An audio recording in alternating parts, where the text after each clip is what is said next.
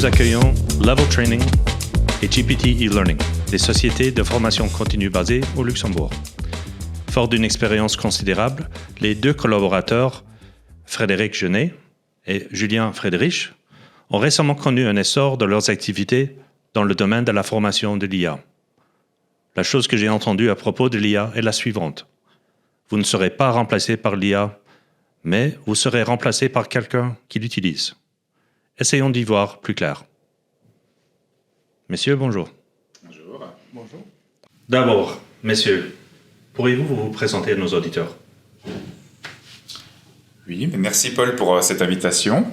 Donc, nous sommes respectivement Fred et Julien, des sociétés Level Training et GPT e-Learning. Donc, moi, si je peux parler déjà dans un premier temps de Level Training. Oui. Donc, Level Training, c'est quoi? Level Training, c'est la rencontre de deux passionnés de vente qui ont créé justement cet organisme de formation qui est aujourd'hui agréé par l'État. Donc, nous avons ouvert notre centre il y a à peu près 2 ans pour répondre à une problématique post-Covid qui était la relance des commerces. Donc, nous nous sommes spécialisés dans un premier temps dans tous les domaines du retail. En travaillant avec nos clients, on s'est rendu compte qu'il y avait des besoins qui se faisaient ressentir, donc des besoins plus importants, notamment dans les domaines de l'intelligence artificielle. Et comme chez Level Training, on est axé résultat, on est avant-gardiste, on s'est dit, il y a quelque chose à faire. L'AI, c'est le sujet brûlant du moment, il faut qu'on fasse quelque chose avec ça. On s'est rapproché d'un des pionniers de l'AI sur Luxembourg, à savoir GPT e-Learning, donc Julien en parlera un peu plus après, et nous avons construit des formations qui répondaient parfaitement aux exigences de nos clients et à leurs besoins. On s'est rendu compte aussi que les mœurs ont changé, que nos apprenants qui étaient venus en 2023 avaient des attentes qui étaient beaucoup plus ciblées sur la curiosité, voire la méfiance des fois. Ils ne savaient pas trop ce qu'était l'IA, à quelle sauce ils allaient être mangés, tout ce qui s'ensuit. Et on s'est rendu compte qu'en 2024, ces directeurs d'entreprise qui viennent dans nos formations ont conscience que l'AI fera partie de leur quotidien. Et ça devient même une nécessité pour eux. Donc ils veulent savoir comment on peut appréhender cette arrivée massive, cet astéroïde qui nous tombe dessus. Donc voilà, c'était le but de cette transition. Parfait. Peut-être vous pouvez aussi expliquer un peu au sujet de ChatGPT Learning.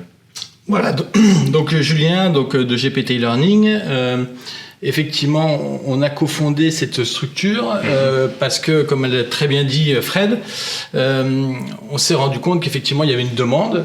Les gens étaient intéressés par l'IA, mais ne savaient pas forcément à qui s'adresser, comment se renseigner des nouvelles techniques qui sortaient et comment l'implémenter éventuellement dans le business. Donc on a créé cette structure-là pour répondre à ce besoin-là, pour essayer d'informer les gens au mieux, pour les accompagner dans la transition sur l'IA, pour leur apporter aussi éventuellement des solutions qui évoluent sans cesse. Donc c'est une des difficultés qu'on a aujourd'hui, c'est effectivement réussir à apporter tout le temps ce type d'évolution qui apparaît. Et voilà. Et donc l'objectif, effectivement, c'est d'informer, d'accompagner le client au mieux et éventuellement, et c'est ce qu'on est en train de travailler actuellement, c'est aussi implémenter les solutions IA au sein des entreprises afin qu'effectivement le client ne soit pas là juste sur de l'informatif, mais aussi puisse après continuer à utiliser les solutions et améliorer le business au quotidien. Peut-être je peux vous demander, ici nous parlons sur Sovereign Podcast surtout des pain points. Quel problème résolvez-vous pour le marché? Et surtout, il y a 2 offres un peu. C'est quoi le symbiose un peu entre les deux? Alors effectivement, il y a beaucoup de pain points sur l'IA, notamment tout ce qui est aspect juridique, etc. Mais en dehors de ça, on avait quand même noté quelques informations qui sont quand même intéressantes, notamment la complexité à comprendre l'IA. Aujourd'hui, il y a beaucoup de gens qui sont encore sceptiques, qui ont encore un petit peu de mal à se lancer. Mais c'est souvent parce qu'ils comprennent pas comment ça fonctionne et donc à partir de ce moment-là, il y a de la réticence. L'idée, nous, qu'on a dans nos formations, c'est effectivement d'expliquer, de démocratiser l'IA, de leur dire qu'il ne faut pas en avoir peur, il faut juste effectivement se lancer. Et puis, et on trouve de l'intérêt, de toute façon, d'une manière ou d'une autre, quel que soit le business qu'on a aujourd'hui, d'utiliser des outils qui nous facilitent le quotidien et qui nous permettent d'augmenter les performances. Après, effectivement, il y a de tout dans les outils IA aujourd'hui. Il y a différentes qualités d'outils, donc il faut être bien orienté, sinon on va passer beaucoup de temps à chercher, à tester différentes solutions qui ne sont pas forcément utiles. Nous, c'est aussi notre objectif, c'est tout de suite d'apporter les bonnes solutions aux candidats ou aux clients et de lui dire, bah voilà, concrètement, nous on les a testés pour vous au préalable. On sait déjà que cette solution est à retenir ou tout du moins à tester dans votre business. Après, il y a une application éthique effectivement sur l'usage de ces solutions-là, ainsi que en matière de vie privée, pardon. Donc, il faut quand même faire attention. Utiliser, c'est bien. Tester, c'est très bien. Il faut savoir quelles sont les limites de ces outils.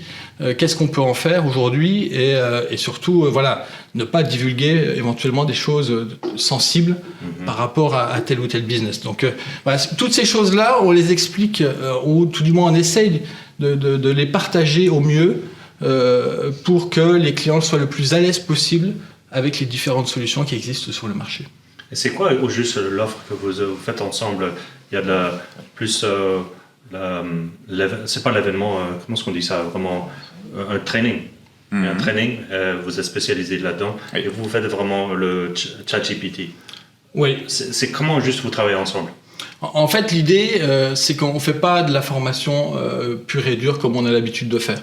C'est pas un formateur qui, pendant 2 heures ou pendant une journée, va parler aux apprenants et les apprenants notent. Et voilà, nous, on essaye d'aller au-delà de ça. Oui. C'est-à-dire qu'on sélectionne des petits groupes d'une dizaine, douzaine de personnes maximum par formation. Et l'idée, c'est qu'il y ait vraiment un brainstorming qui se fasse entre l'apprenant qui est là, qui cherche des solutions, et le formateur. Donc, effectivement, le formateur va divulguer des choses intéressantes, des choses à noter, mais il y aura ce brainstorming qui va pousser chaque apprenant à essayer de voir comment, la réflexion, comment on peut implémenter la solution dans son business pour l'améliorer. Donc, c'est ce qui nous différencie un petit peu, effectivement, de ce qu'on peut observer, notamment sur Internet, en termes de formation. C'est cet accompagnement-là et ce brainstorming-là qu'on propose. Et finalement, les gens qui quittent nos formations disent, bah oui, j'ai appris des choses et surtout, je vois maintenant mieux comment je peux intégrer ces outils IA dans mon business pour améliorer les choses. Et effectivement, la nouvelle phase maintenant qu'on est en train de lancer, c'est le après. Qu'est-ce qui se passe après ? C'est pas tout d'informer, c'est pas tout d'avoir plein d'idées, il faut réussir à l'implémenter. Et ça, maintenant, on est en train de s'associer à des gros groupes luxembourgeois de développement informatique pour pouvoir proposer aussi l'implémentation au sein des sociétés pour ceux qui le désirent. On manque cruellement d'informaticiens spécialisés dans l'IA.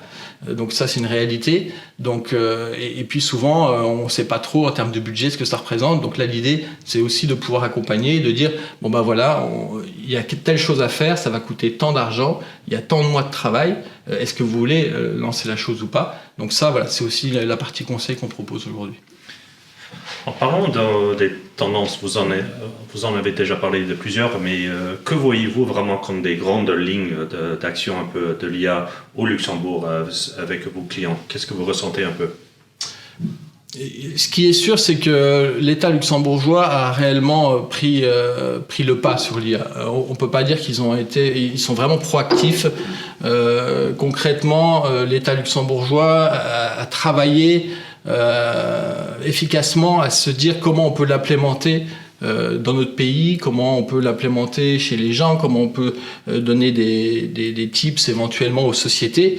Donc voilà, Xavier Bettel, qui était initialement en poste comme Premier ministre, avait quand même construit tout un document de plus d'une 20aine de pages expliquant les bienfaits de l'IA et l'intérêt qu'avaient les sociétés de s'équiper.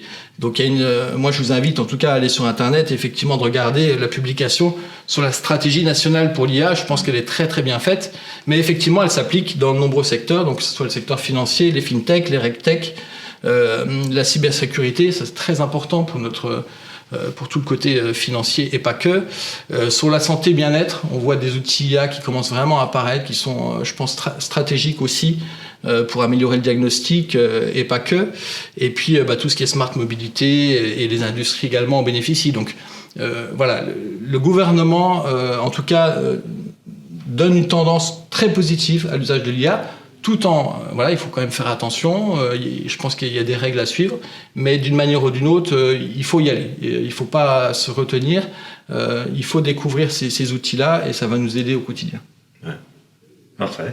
Puis de toute façon, c'est vrai qu'on a constaté aussi, de par nos apprenants, que les gens qui pratiquent, même qui pratiquent très tôt, c'est ceux qui deviennent plus rapidement performants. Oui. Donc on suit actuellement justement nos anciens clients, nos anciens apprenants, et ils ont tous constaté justement une amélioration de leur performance. Alors bien sûr, ils ont peut-être encore des choses à améliorer, tout ça, mais on se rend compte qu'ils ont cette envie, d'aller de l'avant, et les sociétés qui osent aujourd'hui, c'est celles qui seront devant demain. Ouais. On peut pas faire sans l'AI. Ouais. On sait que ça va faire la même histoire que le téléphone portable. Ouais. Dans le temps, personne n'en voulait, tout ça. Aujourd'hui, on en a tous. Ouais. Internet, tout le monde l'utilise. Ouais. Il peut y avoir des gens qui étaient réfractaires à ça, parce qu'on les sort de leur zone de confort. Ouais. Mais aujourd'hui, tout le monde l'utilise. Donc, il faut s'y prendre maintenant, savoir comment l'utiliser, être accompagné si besoin. Et justement pour pouvoir plus performer par demain. Et ça, c'est notre mission actuelle. On a des valeurs dans notre société. On s'entoure de formateurs qui apportent justement cette valeur ajoutée, qui sont vraiment centralisés sur le client, qui analysent leurs besoins et qui voient les résultats après par la suite. Parfait. Donc, voilà. Alors, je vous remercie, monsieur, d'avoir venu à notre studio ici, rencontrer Sovereign Podcast. On espère que ce n'est pas la dernière fois qu'on pourra avoir une belle discussion au sujet de l'AI. Merci à vous. Merci à vous. Merci. À très bientôt.